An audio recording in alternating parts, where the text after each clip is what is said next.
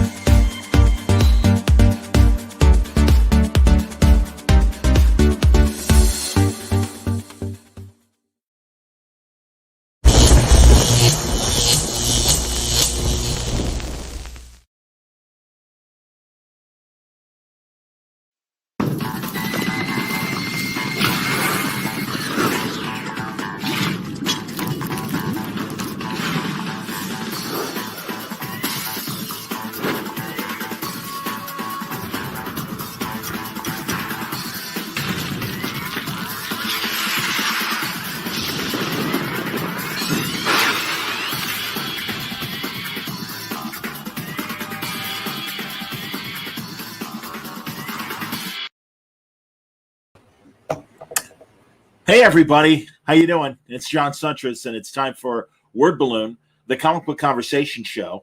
And we are waiting for our guest, Stacey Souther. He's calling me right now. So if everyone will please be patient, I'll see what the deal is. Hang on one second.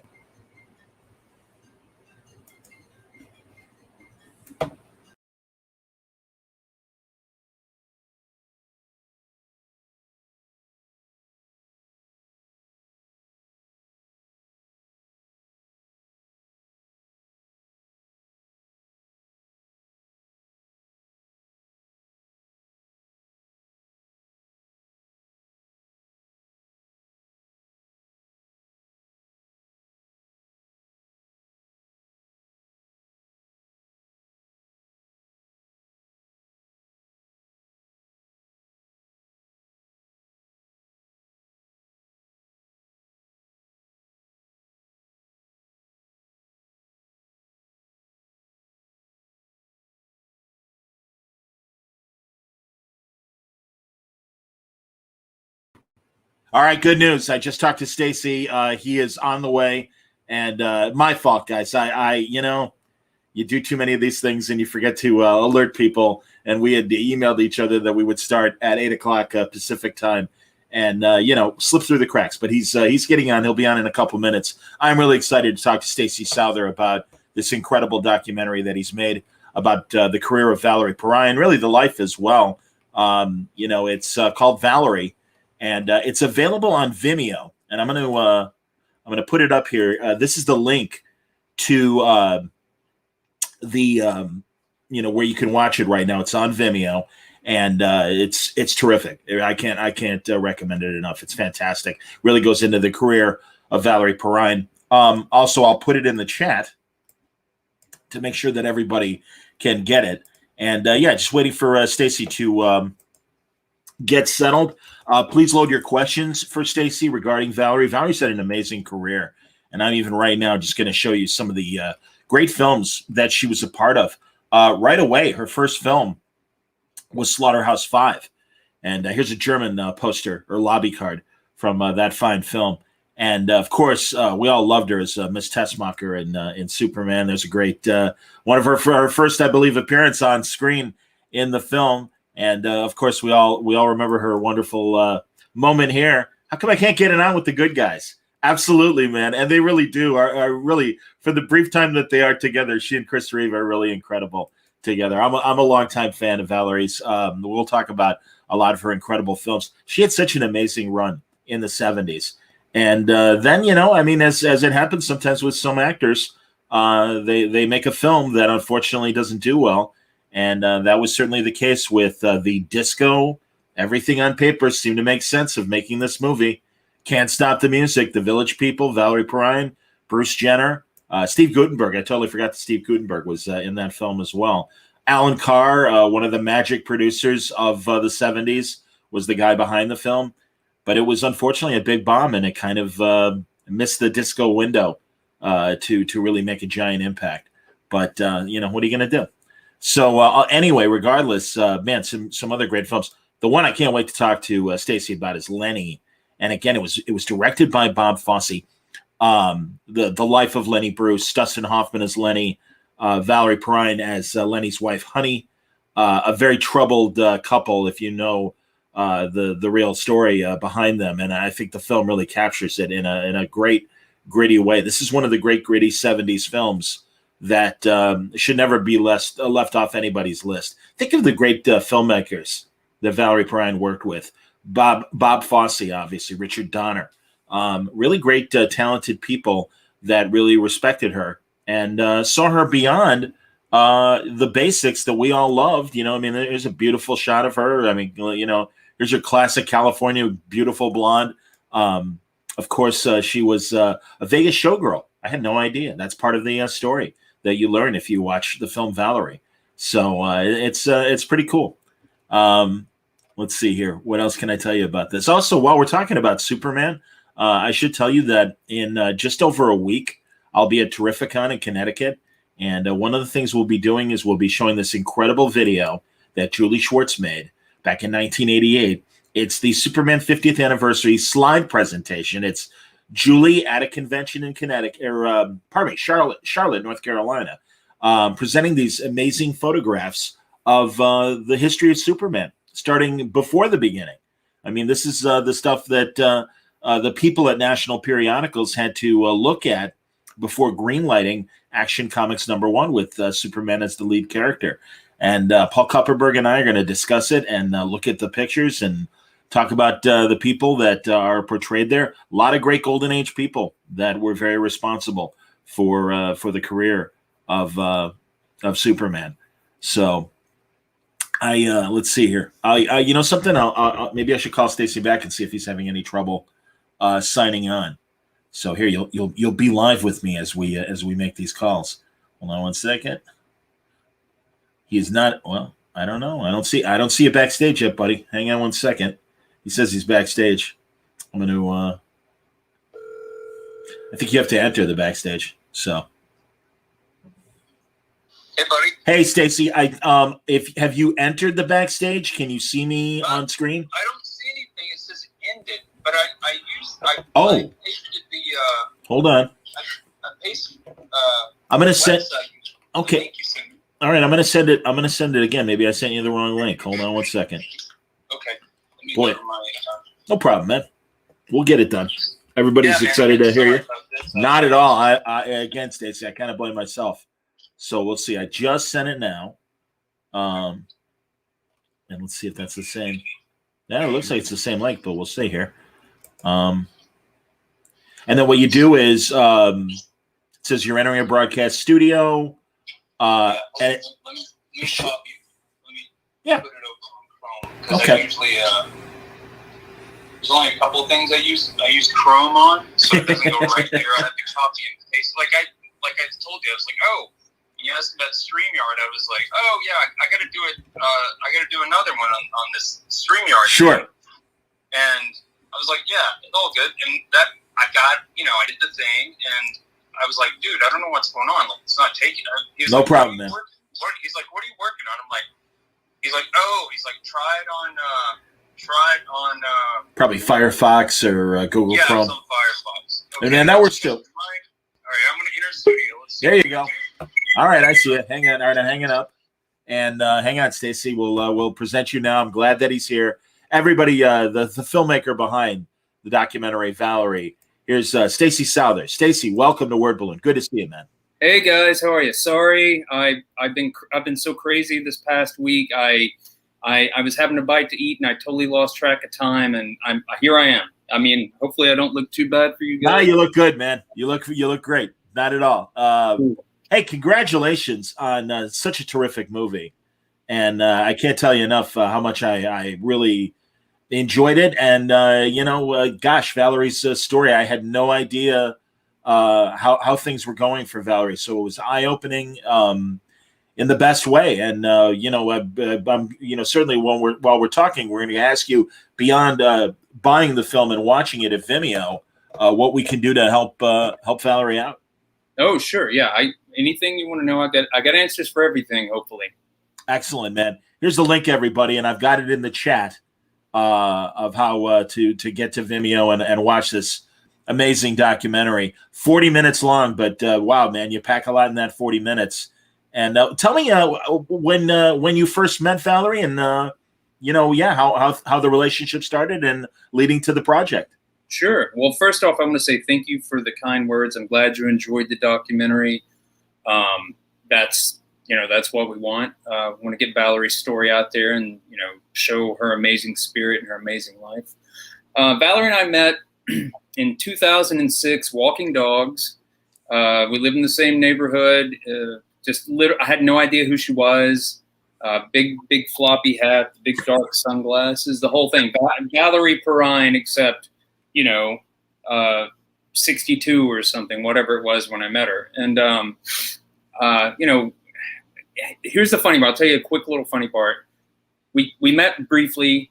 Dogs said hello. Then I ran into her a week or so later, and she invited me to go on the secret hike with her and her dog because she's all about dogs. If you know about Valerie, about her history, in the 70s, she had 4 Great Danes and a Mastiff all at the same time. So huge dog lover. She took them all on Johnny Carson once. There's that clips out there if you can find it. But anyway, so I was going to do this thing with her, and there were no smartphones at this point.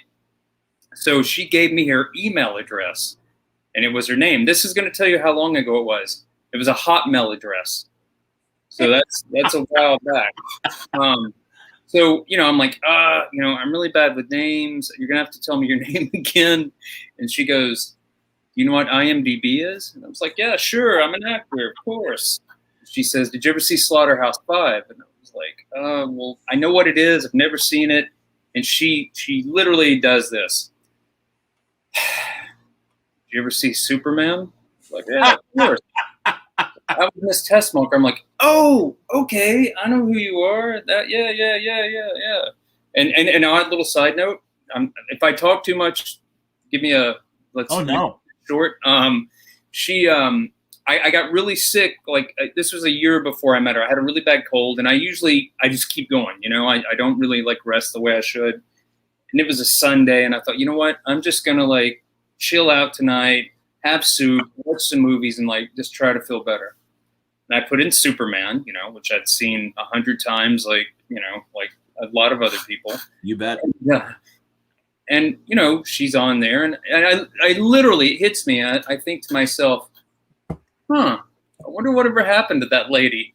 And she lived a block and a half away from me, a half a block away from me, actually. So, yeah. So anyway, we just became really really tight friends from the beginning, and she's like my mother. That's the best way to describe our relationship. We're really close, and I've been through pretty much everything with her. Over the years, especially the Parkinson's stuff, but whatever before that, ups and downs. But yeah, no, Valerie's the best. Let me put it this way: if it wasn't for Valerie Perrine, I wouldn't have the life I have right now. Meaning, I fell into filmmaking. I was just out here trying to be an actor. Okay. because of Valerie, I met Christina McClarty, who's now Christina Arquette, because Valerie's two best friends, one of them's her mother and one of them's her aunt, Christina's, right? And so she started dating David way back, and I became friends with them. It's like family because of Valerie. And some project came up, and David's like, "Oh, Stacey can shoot it." I'm like, I don't know anything about a camera. It's easy here. You can. And I got thrown into this thing, and I kind of had a knack for it. I kind of had an eye for it. And then what happened? Yeah, and then what happened was, that's how I fell into this. It's all because of Valerie, which led to David throwing me into something, and I kind of knew what I was doing. And then, I can tell you more. Like that's literally, I started when she was going to have this brain surgery thing. I was like, I was about to say a bad word. I don't want to. You can swear. It's okay. Oh, yeah, okay. Wasn't sure. No I was like, fuck, somebody needs to shoot this. So it's a once in a lifetime thing. I borrowed a camera, like a DSLR, like a Canon, it looks like a photography camera. I literally snuck that kind of in the hospital with me. Wow. And it's not like you're really sneaking because it's a camera, but I shot. That's how it started. That's the whole thing. But again, if it wasn't for Valerie, I wouldn't be where I am right now. Wow. Well, again, amazing story. And here's some, again, this picture of you and Valerie. I think it's terrific. Oh, yeah. And I'm not sure when this is from, but this looks like it might have been around the time that one of the last performances I saw her in. And that's when she was in a couple episodes of that great boxing drama. Lights Out. Yeah, Lights Out. And I'm an old boxing writer. I used to write for Ring Magazine and Boxing Illustrated. Oh, wow. Covered the sport for 16 years. Great drama, and she was terrific in it. She was the lead character's mom. Yeah. Stacey Keach. Yeah. I was with her with that. We shot that in New York, and that's about you right. That is maybe a year or so after that, but that's around the same time. You have a good eye. That was great. I remember a quick story. We went out for her to shoot that, and it was New York, and it was summertime. It was like the end of June, and we got there on the weekend. Had a couple of days to relax. And Monday morning was go in and meet everybody. It was our first day of shooting. So the car picks us up. We get in. The driver says, he's being really cool. But he finally goes, "They're really excited you're here." She was like, "What? Really?" He was like, "Oh, that's all they can talk." Not everybody. Everybody's excited that Valerie Perrine's here. That's great. Yeah. That was like, and it's just one of those times when, you kind of freak. If it's your friend, you're hanging out. Sometimes you just, it's just you're hanging out with your friend, and then when those things happen, you remember like how respected she is as an actress and just an icon. What kind of icon she is. No question, and also. The mark of a great actor is when they rub up against another great actor, and the magic moments they have. The one image I had to take from Superman was, and I've got another, but the wonderful scene with her and Chris Reeve, and really just these like it is the sweetest moment that she has in the two Superman movies, and it really is. You see the tenderness between them, and the same goes for Lights Out. My God, she's playing Stacey Keach's ex-wife.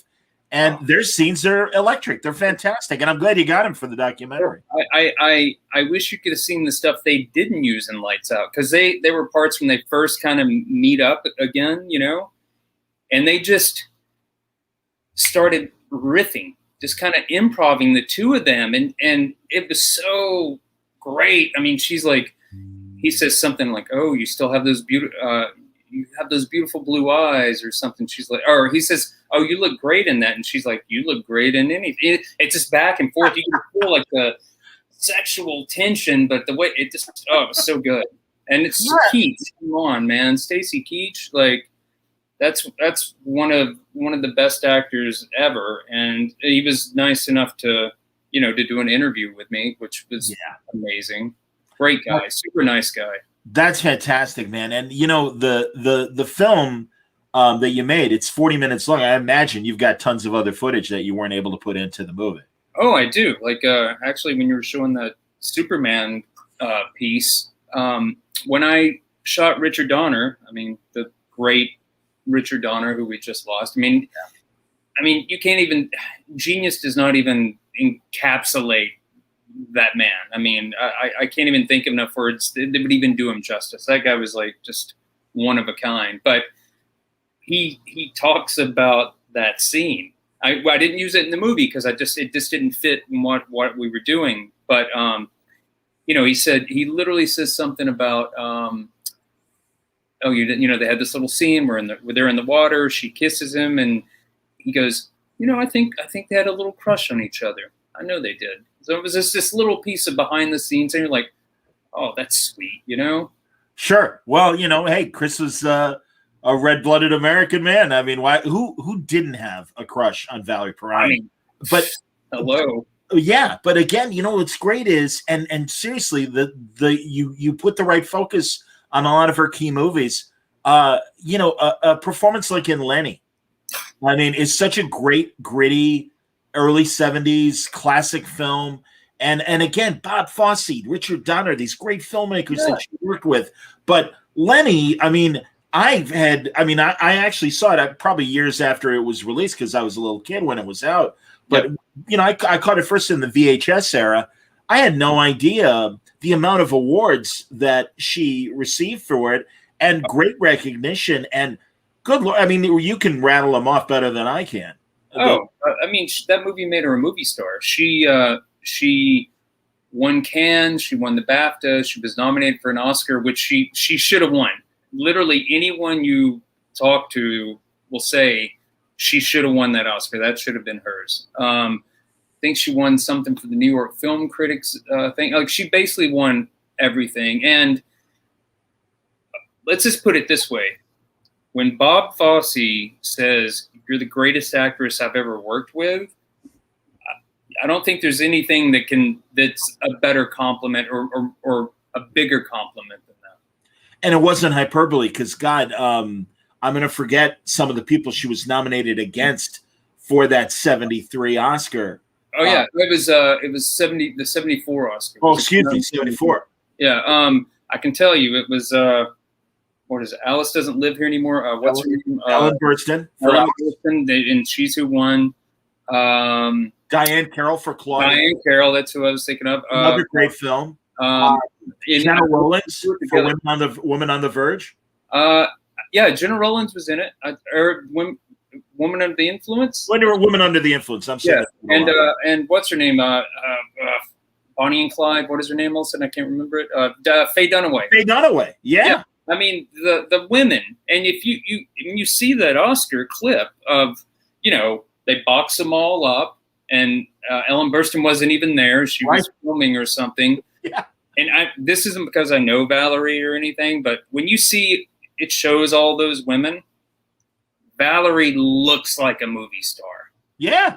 You can find the clip online or whatever. It shows her walking up, like, the big fur coat, her hair's up just the right amount. She has these amazing earrings. She's one of the most beautiful women that's ever for me that I think has ever been alive. Yeah, like that. Yeah, man. No, absolutely. But that's the great thing is, yes, that's like, she has us at the front door as soon as we see her. But then you see her act, and it's like, man. And again, especially in Lenny. And like, those aren't just like other small potato movies. Those were all heavy hitter movies. Anyone else other than Ellen Burstyn could have won, and everyone would have been, well, sure, because that's like one of the best groups of actors nominated for Best Actress. Oh yeah, the talent of in that pool of women. Yeah, I mean, come on, those were the heavy hitters of the 70s. I mean, it's amazing, and I mean, like you said, like the directors Valerie's worked with. I mean, come on. Her first film was Slaughterhouse 5, George Roy Hill. Yeah. Bob Fosse, Lenny, Richard Donner. She's been with like so many great, and let me even think for a second. Geez, there's so many great things she's done. I mean, you probably know this. She was the first topless female on American television. Do you know that? Yes, in the PBS production of Steam Bath. Yes, Bruce J.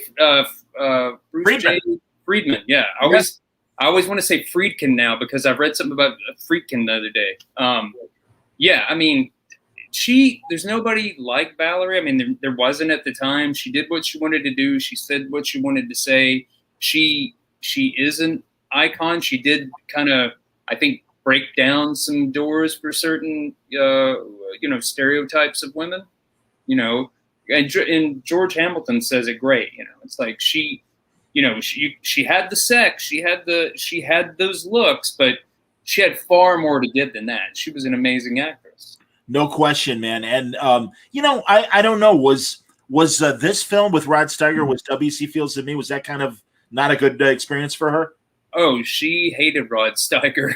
Really? They didn't get along, and because I think part of it was because Rod was like a method actor. I think he was very, he was an older, very professional, and Valerie, she is Valerie. She likes to have fun and likes to, goof around and all that stuff. And, we have to think like her experiences.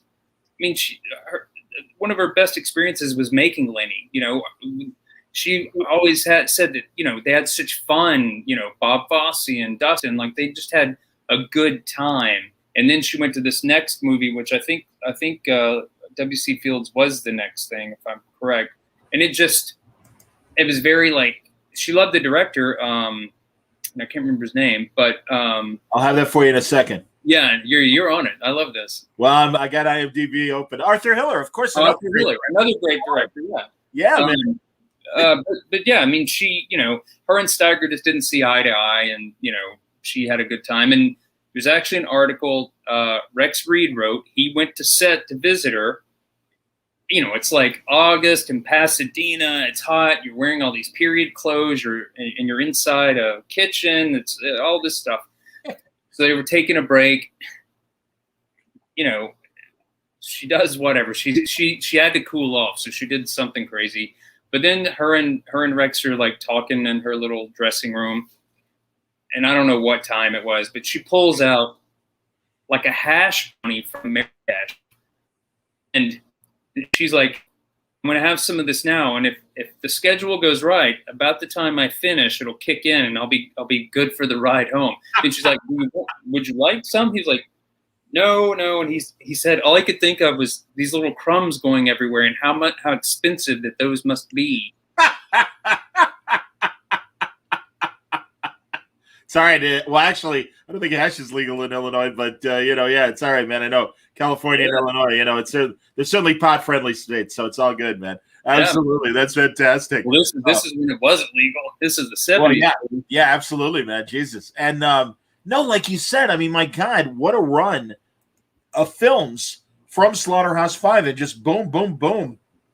All these big movies with big directors, big stars. God, we didn't even mention Last American Hero. Oh. Wonderful film with her, and I'm glad you got Jeff Bridges for the doc as well. That was really cool. Yeah, I mean, a lot of people, that's another one of those movies. I think if you weren't a movie person in the 70s, or you're not a cinephile now, you don't really know that one. Like, I never saw it till after I knew Valerie. I thought, sure, I should see this, and it's Jeff Bridges, and that's early in his career still. He'd done Last Picture Show. This might have been what he did right after Last Picture Show. I'm not sure, but it's around the time frames about the same. Yeah. But it's a great movie.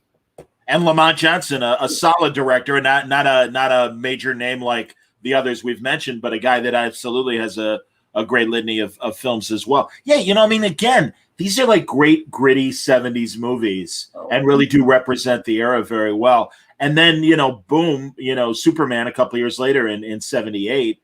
And I mean, I would assume as big as the other films were and also as gritty as they were, I mean, this was an explosion. And I mean, again, this is probably the first thing I remember seeing her in. And right there, opening scene, it's like, wow, who's that?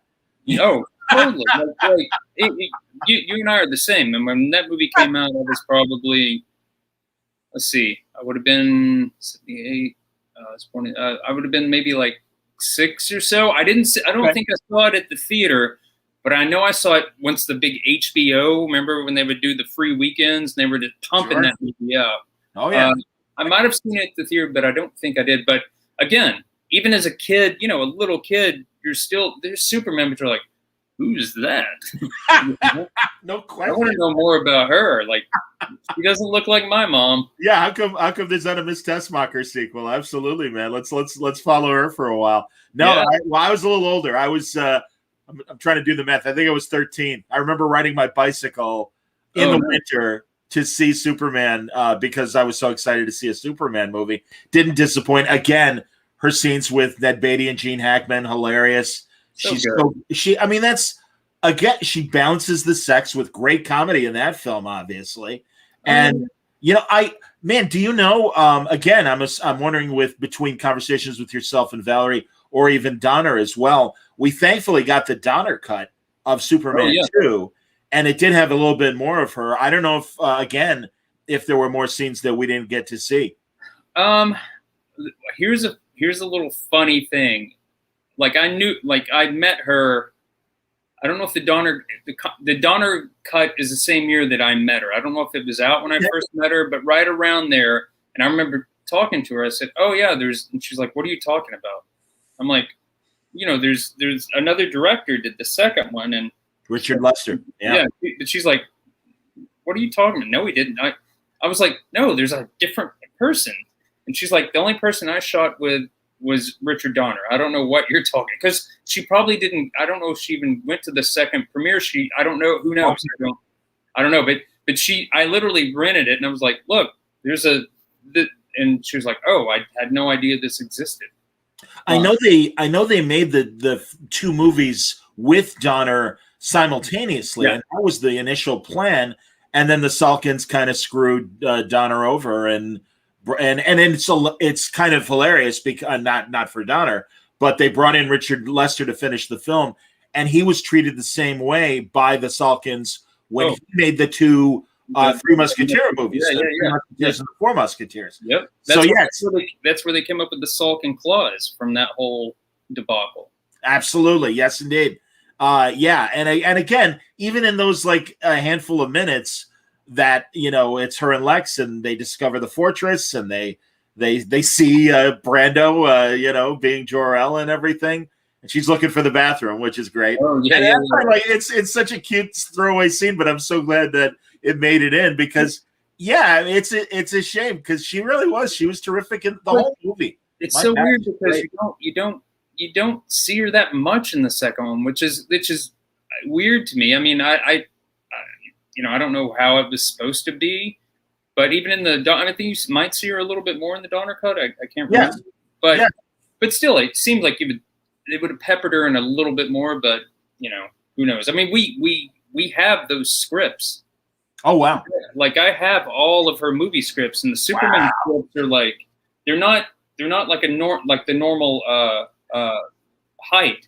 They're like really long. I mean, it's really weird, but yeah, like all that stuff. Like she kept everything, so it's really cool. Just to like when you see there's a shot in the film where you see all these scripts stacked up, and that's it. And I put all like, oh look, here's Superman. Let me put it beside Lenny. Let me figure out how this looks really cool, where the eyes are gonna catch on that or whatever. But yeah, like I mean, I'm a cinephile, but I also love, just nostalgia, and I love like being able to like pick up an old book or something and the smell and the whole thing. Oh yeah, it's just there's something like I love that stuff of just like I had to scan like 1,600 photos and newspaper clip like everything she had. I did it all, and she has it all in filing, like in a filing cabinet. There might be 5 folders for Lenny and but I mean everything she's done. There'll be like the Magician of whatever the name. There's some weird things that she don't Lady Luck, or I'm like, what is that? But she had it all, and just to go through. And like, oh fuck, man, this is cool. Like, here's this great like article, or here's this Playboy like with her, and here's this whatever. Or I'll tell you what was really trippy. she had a trunk of VHS tapes, and because I'm not a pack rat, I'm a collector.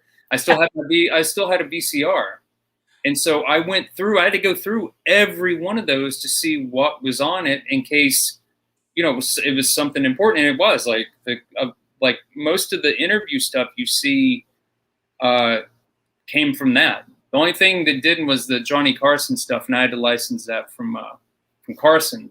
But that was it.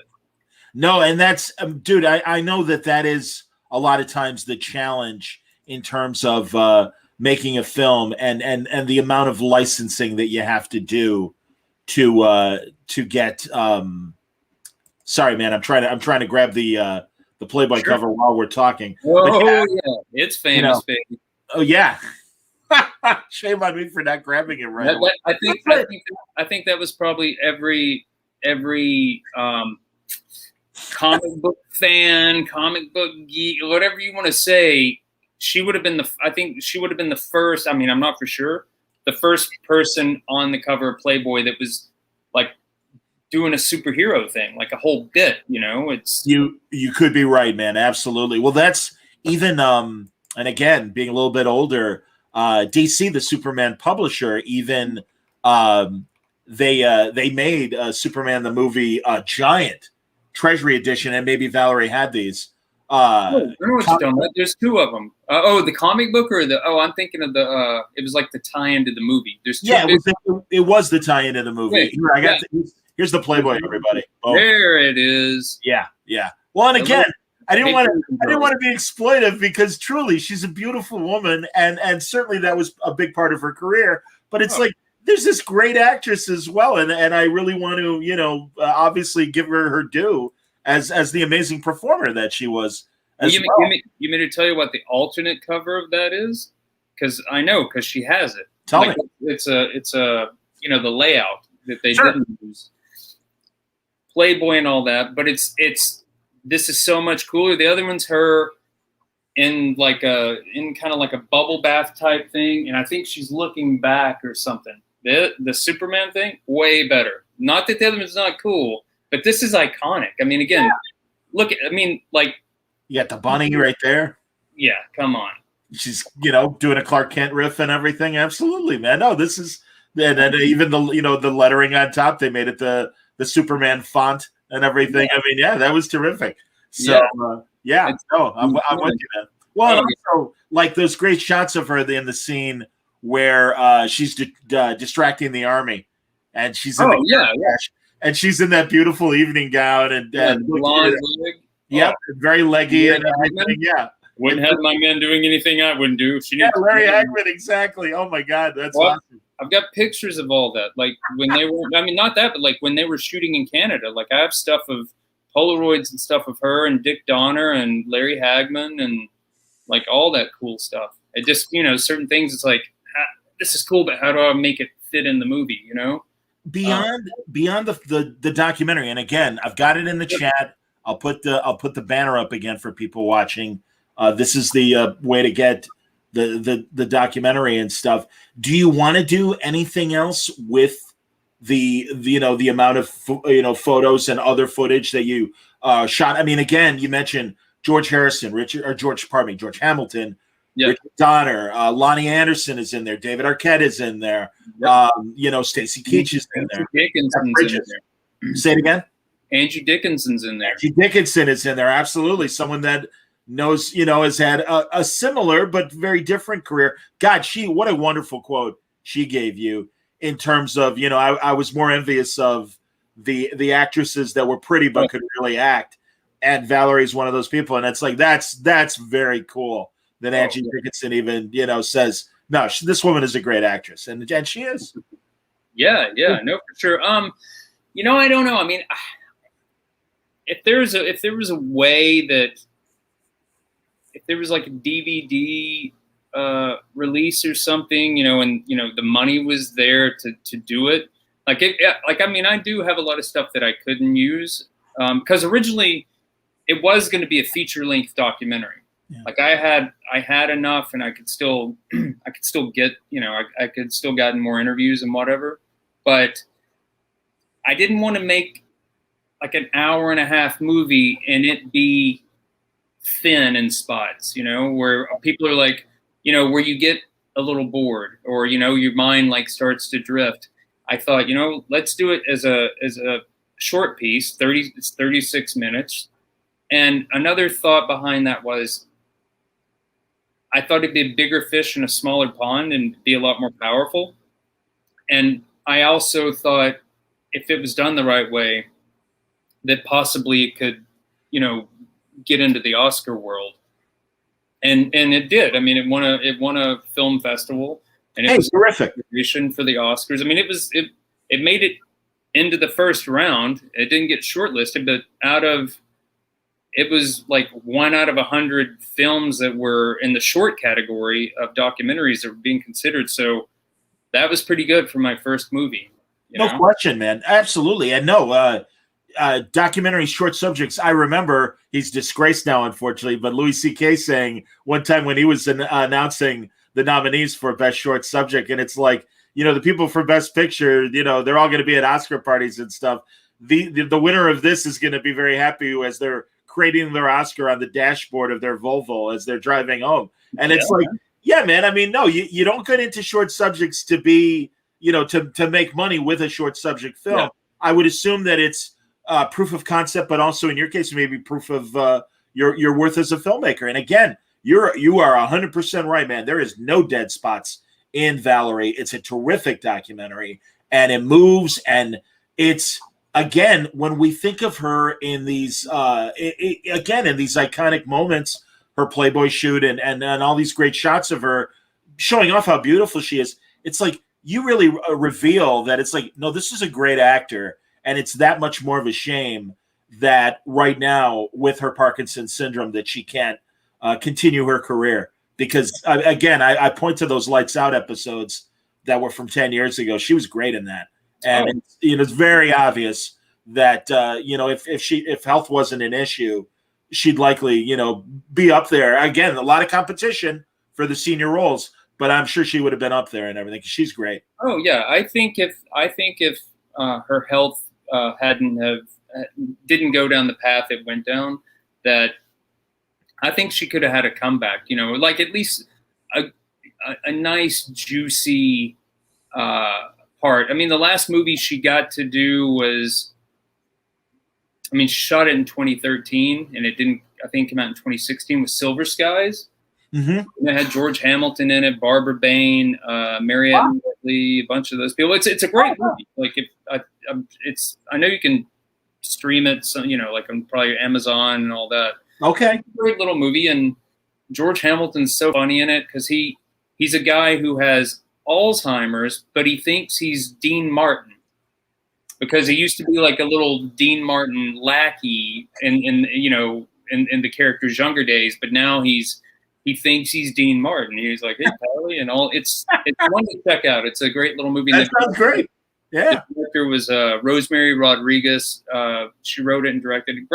Great little gem for, if you just want to watch something tonight. But yeah, I think that if Valerie could have, been auditioning, or again, like a certain filmmaker just loved her work so much and just to kind of pluck her back out and put her in a plum part, even just a small part, that could have been really nice for her. But yeah. I think again, like the documentary is, to me, that's the proper bookend to the end of her career.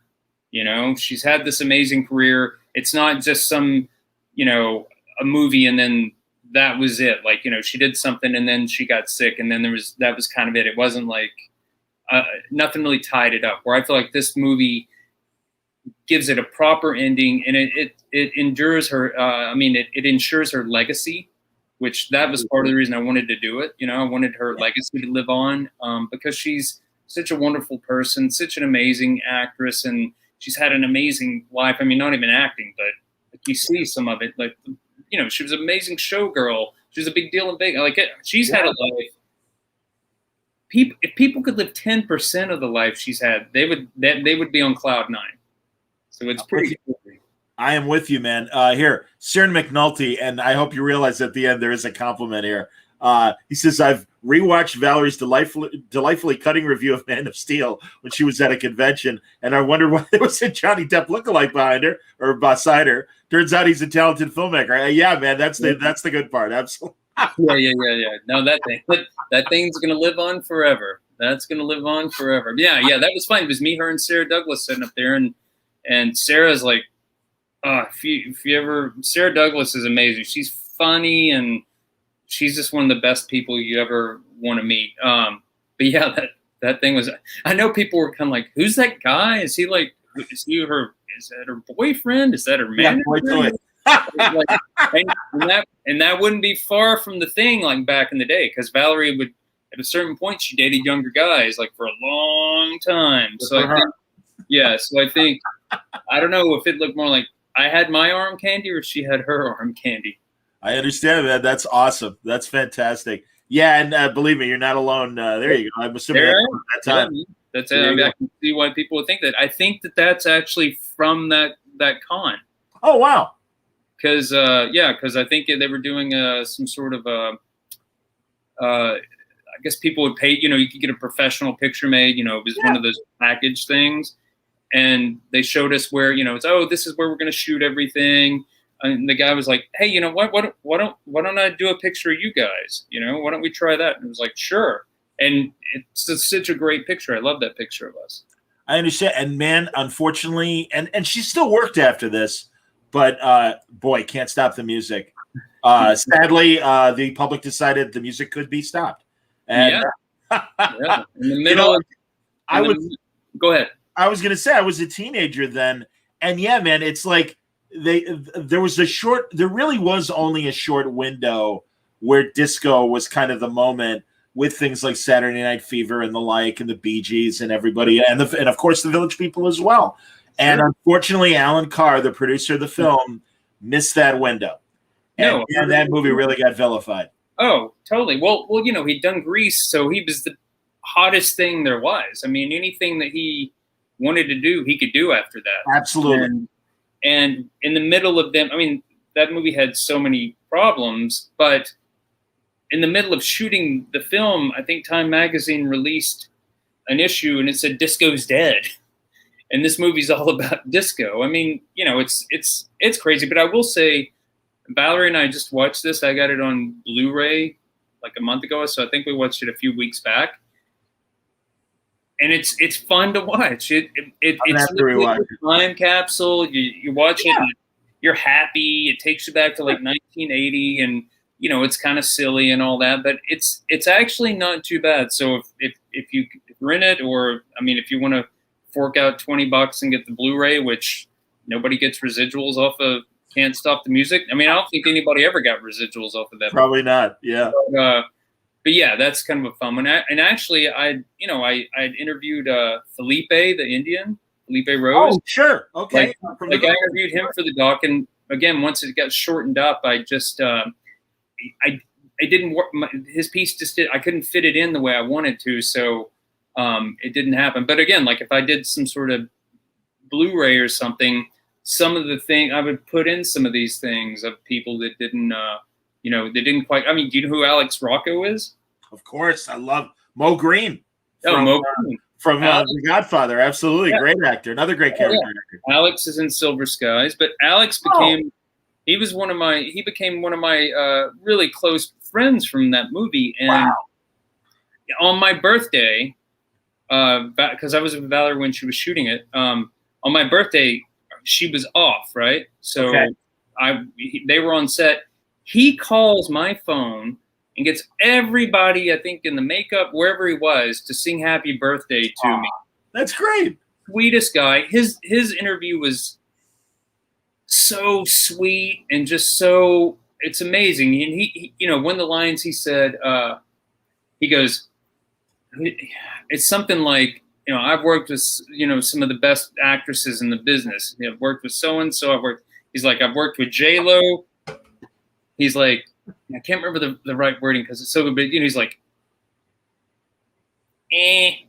nobody can hold a candle to Valerie Perrine. And like all he did was like talk, and like just him saying like all these great things. He's one person that, again, I wanted him in the thing, but it just, it just didn't quite fit in with the short, because once you have that limited time, it's kind of how you're going to work people in. And I didn't really want to put, in the beginning, it's like everybody's saying this great stuff about Valerie Perrine, but I didn't want to. He said this really amazing line, from his heart, but I didn't want to have that, and then you don't see him again because everybody's like, oh, where's that? I didn't want to do that, but they are some really magical pieces that I would like to do something with. That's believe me, man. I sympathize because I've made several audio documentaries. Oh, okay. And I've had the same problem from an audio standpoint. And in fact, I'm in the midst of making one for next year right now, along with doing my little pop culture shit that I do here on. Oh no, that's word balloon and stuff. But right. Yeah, it's tough. No, it's tough. And honestly, the world. Then it's the same. It's basically the same world. You're getting interviews, and you have to make it work. Well, and that's the thing is, deciding, because especially coming from radio, and I wonder as a filmmaker what you think of this, and especially when you're on when I'm on broadcast radio, and you got to break every 6 minutes for a commercial and things like that, unless it is even public radio. The long form of audio and video podcasting and what you can do now, I think is really interesting. And even options, I would say, even though you only made this film a little while ago, I think more options are there as streaming evolves and things. And that's why I wonder with the material, and also by all means, I'm sure you want to move on to other projects as well. And I hope that this has opened doors. But yeah, I really feel like documentaries, along with any sort of audio or video product, right now is in flux because of the options that are there with streaming and the like. Oh, 100%. Even before the pandemic, this is the world for documentaries, the streaming world, because you think back, even to the late 90s, you walked into a Blockbuster or wherever you got movies. The biggest stores, the documentary section was very small, and it literally would consist of it'd be some war documentaries, some nature stuff. Might be some special interest stuff. There might be a skateboarding thing. There might be, some other weird little thing, or like food there, or like some little food docs. But that was it. But how many people, especially in the audience, people listening, just think about it. Like when you open up your Netflix or your Prime or whatever you like to watch, do you veer towards the docu-series? Like, come on, like you want to. You want to see the next Evil Genius or Night Stalker or whatever, that's what it is. Oh, another a little offshoot in the Night Stalker. If anybody seen that, which was so good, it was such a well done piece. There was a piece, I think might have been the second episode, where they think they've got a suspect. They think it might be the guy. He's kind of fitting the profile. And then they go in his house, and there's all this like porn and all this shit, right? And and they videotape it, and it shows them. And there's a shot where you see all these Playboys and all this stuff, and it's quick. And all of a sudden, I was like, "What the fuck?" And I rewound it and stopped it, and there's that Superman Playboy, like right in front and center, on top of all these other like smut magazines and everything else. And I was like. Was it connected that we know of to the Night Stalker? But here's a second degree of separation. Like, at least they had some good taste, I guess. Oh my God. Well, there you go, man. Again, that's amazing. Let's talk about the other part of the documentary, and that is unfortunately Valerie's tough decline physically, and man, how heartbreaking. Here's a still of. Valerie now, or now-ish, I suppose. Yeah, now-ish. It's heartbreaking when she talks about it. And as you said too, she was going in for brain surgery to hopefully correct this problem. And again, I'm a layman, but Parkinson's syndrome. It's not Parkinson's disease, but there are similar symptoms. She has Parkinson's disease. Oh, she does. All right, there you go. She has. She has essential tremors and Parkinson's disease. Essential tremors is what Katharine Hepburn had. Again, it's another shaking thing, but it's weird. It's I don't really understand all of it. But it's a different kind of shake. It's as weird as it is. I mean, you just think you're shaking, but it's not the same. So yeah, she has both. Oddly enough, well, you guys are about to know. Actually, Valerie has to go in for a little outpatient surgery tomorrow to change. There's a battery that it's called deep brain stimulation. Like you see it in the film. Well, that whole thing, there's a little battery like right kind of your armpit. Ooh, my sweaty, gross. Sorry, man. That's all right. I was like, what's going on? Don't worry about it. I have to take her in the morning. They're gonna make a little decision, switch out the battery, and have her home later in the morning. But just a side note. But no, yeah, the Parkinson's is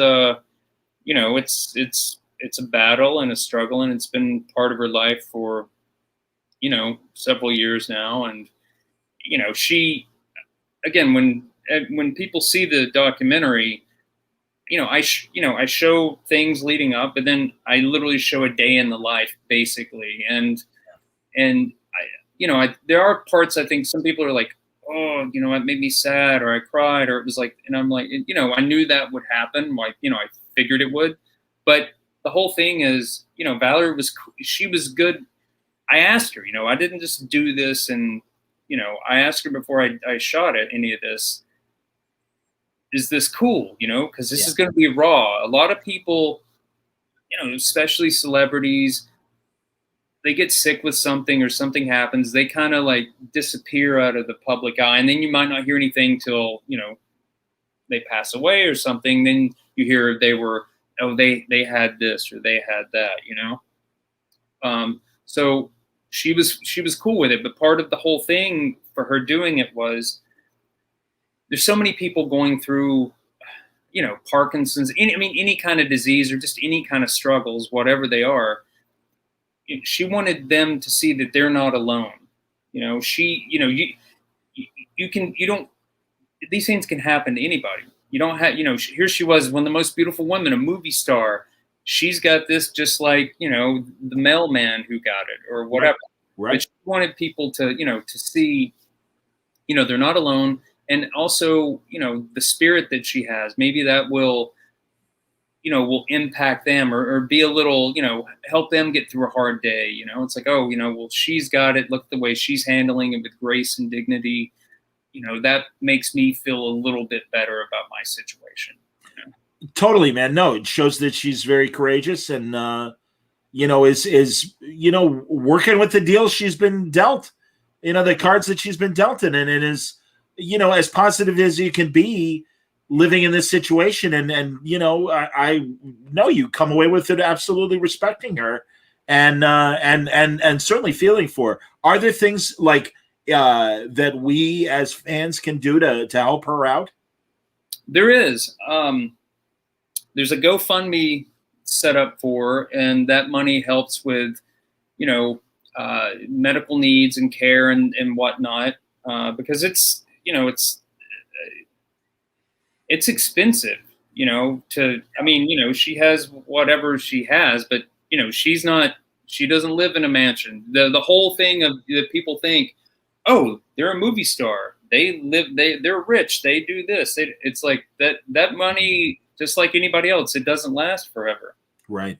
So there is a GoFundMe set up for, and if anybody would love to help out and donate, you can go to GoFundMe and put her name in, Valerie Perrine, or an easy way to do it is go to valeriemovie.com, and you can actually click on that link, and the movie link is there, but below that there's a link that there's a GoFundMe link.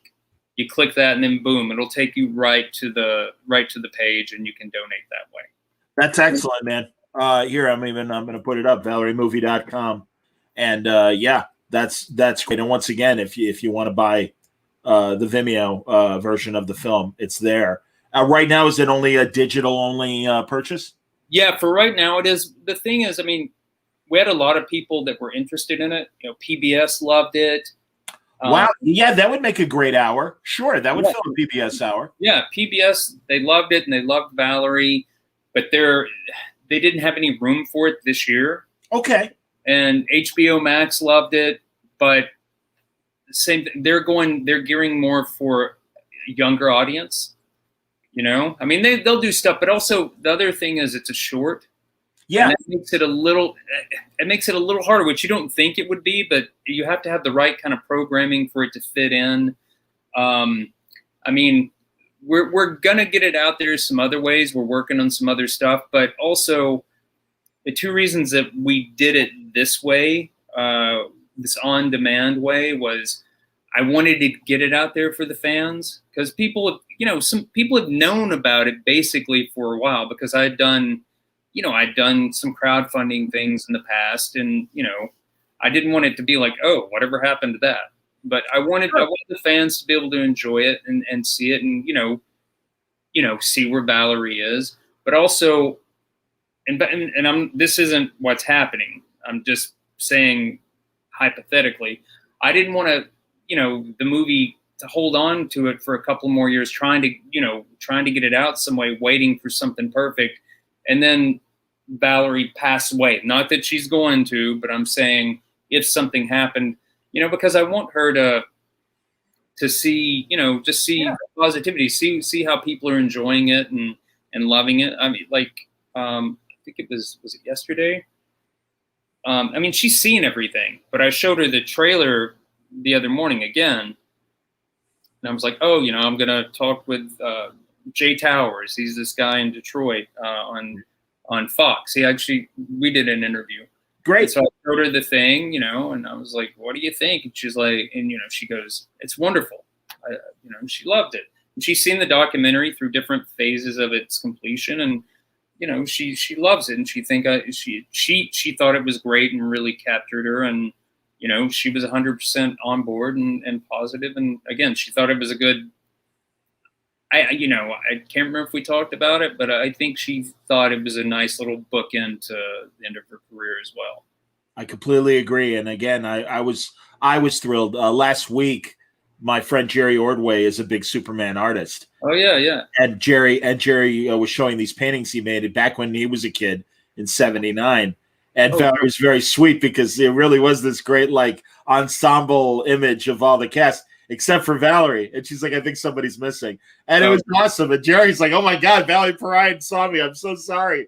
And she was very sweet about it. And that's when I reached out to her. And I'm like, hey, God. And she told me about your movie. And I'm like, that sounds great. And that's why I thank you for letting me see it. And it was so great to watch. And yeah, man, no, what you like Arquette said, you know what you're doing. I mean, that's terrific. So what are your plans? Yeah, and again, if you're not able to talk about what you might be working on in the near future, it's cool. But yeah, tell me what else you're working on. As much as you can. Oh, sure. Well, I'll start off with something that we did last year that came out, which people love, and you can watch. It's on Hulu. You Cannot Kill David Arquette. Have you seen that one? I haven't seen it yet. That's great. I have Hulu. All right. It's a documentary, and it's about David's return to professional wrestling. In 2000, he won the heavyweight title. He was promoting Ready to Rumble. Okay. Yes, the film. Yes. They gave him. They're like, "Hey, why don't you want to win the belt?" And he was kind of like, "No, because he's a wrestling fan. He knew the fans wouldn't be cool, like a guy walking up the street, especially an actor." And then they were like, "Well, you can hang out with the wrestlers for 2 weeks and be a part of that world." And he said yes, and he won, and the wrestling community hated him. I mean, they hated him for years. They would spit on him and say the word. I mean, really bad. It was like bullying. They would bully him. And then, a few years ago, he thought, you know what? I want to redeem myself, but I want to earn the respect of the wrestling community and the fans and the wrestlers. And he did. And the documentary it's a great documentary, and he gets raw. He goes into some stuff like most people wouldn't talk about, and he almost dies in it. Wow. In a death match. But but yeah, I mean, that's a great one. If anybody, I mean, and it's not because I'm, you know, I was a producer and I pop up in it, you see me. But that's a really cool documentary for anybody. It's on Hulu, and it's also, I think it might be on Canopy. Oh, that's great. Yeah, the library service. Yeah, the library. Yeah, that is the best kept streaming secret. And I tell everyone whenever. Well, there you go, man. No, and that's terrific because Canopy's a great deal, and all you need is a library card, and you got access. Yeah. So that's a good one. And been working on a docu-series about Jessie Graff. She's a American Ninja Warrior. Sure. I know. I certainly know American Ninja Warrior. Sure, that's a great. She was the first woman to complete like the course that only men had completed. She was the first. Wow. And she's badass. I mean, you guys will look her up after this, I know, but she wanted to be a superhero when she grew up as a kid. That was her thing. I want to be a superhero. And she didn't. She's a stunt woman. She's in Wonder Woman 2. Cool. She's like a big, she's a big deal, but she's also a very positive role model for women and young girls. So that's another thing that I've been working on. And then there's like a true crime, like a murder, like a serial killer docu-series type thing. Again, the same realm as Evil Genius and Night Stalker. That sounds great, man. Wow, that's amazing. And truly, it's always great to talk to filmmakers and see what they're doing, how COVID impacted projects and things. And I good face. I can tell, obviously. It might have been a rough year and a half. Well, it's crazy with COVID because I think it forced a lot of people to either they focused on stuff because all of a sudden when the Oscars and stuff were coming around, like the feature length stuff of documentaries, they had more documentaries than they've ever had before. So I think it gave people a lot of time to focus on things and to get things out. And also, I think things got a little flooded with COVID-esque type content, but yes. What is it? 76 Days. I know the production company behind that. And that was up. Did it win an Oscar? It was up for an Oscar. I don't know if it won. I can't remember. It was up. Either, yeah. Another one of those things. But anyway, I think it's such a weird time. Again, I think it. Like Zoom calls and stuff. Like before this, I was like, who needs that? What do you need? Who wants to? I mean, I get it if you're like in another continent in a business meeting, but this is every day. This is the real world now. Yeah, it's changed everything. No, I agree, man.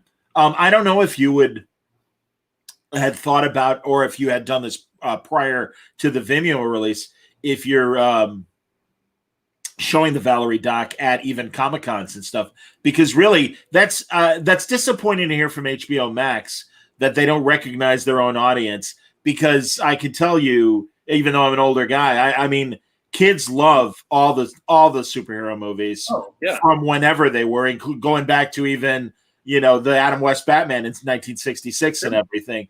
So yeah, I mean, I do think there's an audience that would absolutely want to hear Valerie's story. And again, you can't ignore this woman. And I say that in the best way. It's like, wow, who's that? And I want to see more of her.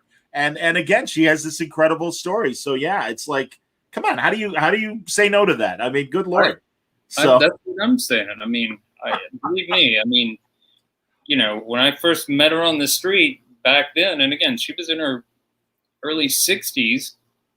But here's the thing: I would see her before I met her. I would see her like backing out. She has a 1973 Suburban. Okay. One owner, her. She got it as her first purchase after Slaughterhouse 5. This big red and white, amazing Suburban. Still have it. I drive it and everything. But I would see her backing out of the apartment building she lived in. The big, again, sunglasses, big floppy hat. And I just came up with my own backstory. I thought I could see her, and I was like, oh, you can tell that woman, was really beautiful. I was like, oh, that must be her. Her husband must have passed away. That was probably his truck. And that, it's a sentimental thing. I came up with this whole backstory. that was not at all anywhere near the story of who it was. But yeah, I mean, yeah, believe me, when I first saw her, I was like, wow, maybe she got a crush on me? What's happening here? I mean, she's not a bad looking lady. Would you take the film to conventions, Comic-Cons, and things like that? I mean, yeah, maybe. I mean, I don't really know how all that works or how they do that. I mean, I don't know if they do some kind of compensation, or I don't know how any of that works. I mean, I would be open to something. I mean, again, I do want it to. I do want the people to see it because I think so many. Yeah. I think it is it is an inspirational piece. Do you think you'll put it eventually? Do you think you'll put it on physical media and have like a DVD to sell or whatever? We're thinking about it a little bit. Again, it's kind of come up. There was a company that we had talked to. This was like in the middle of COVID, and there were two ways. There were a couple ways that they were had offered to do things. One was DVD, and also educational, which is a whole nother world where like libraries and universities and that whole thing.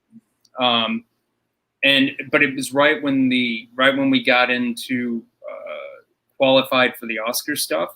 So, I was like, well, let's wait because let's see what happens. Cause I didn't want to, all of a sudden we're like, nominated for an Oscar and I didn't want to mess up some other chances down the road or something. So we put that on hold for a while. Anyway, I'm making this long. No worries, man. I've reached out to them. I'm waiting, I haven't heard back, which I don't know. Cause the guy that I was talking to, he left. He went on to something else. Sure. But no, like there's that way to do it. If they offer me, if we can work something out with them, I'll do it that way. But there might be a way where we can maybe make something and, even do it as a, from the website or something, where you could order like a physical copy.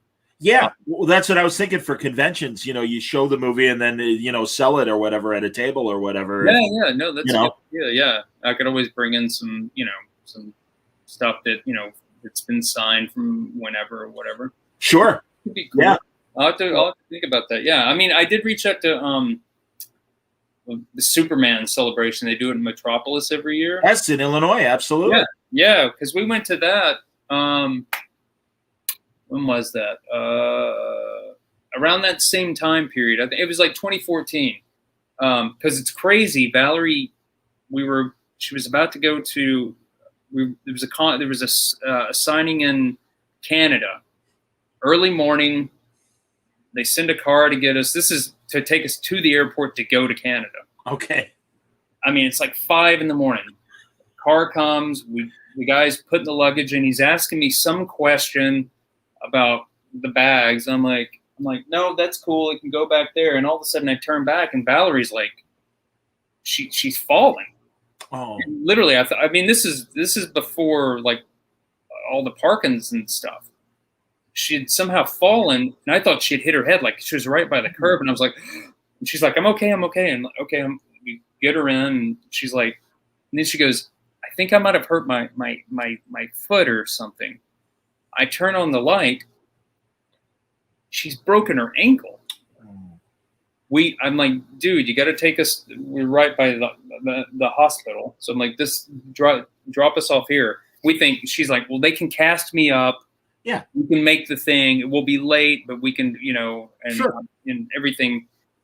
We get in there and they're like, oh no, you're not going anywhere. You're gonna have surgery today because we're gonna put a plate and screws in your ankle.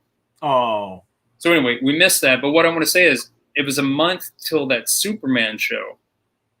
And she had to do like a whole, had to go into rehab. Like it was a big wow. Like yeah. Just like go home and nothing. Sure.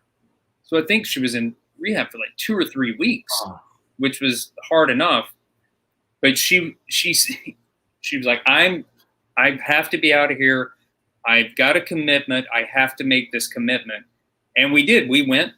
She had a cast. I mean, it was still crazy, and the flight and all that was crazy. But her work ethic I promised I would be here. I'll be there. And we did. I mean, it was the worst trip ever because of so many other things that happened. It wasn't like smooth, fly there, get off. It was insane, but never complained, did her thing. She's the best. But yeah, I did. It's funny. I did reach out to those, to somebody at that thing, like in the past couple of days, just saying, hey, the film's done. I know, are you guys, what do you, here, have a look at it, just to see, if they want to like pass it around or whatever. Or I thought about that before, like, oh, if you guys want to show it, like we can, let's talk.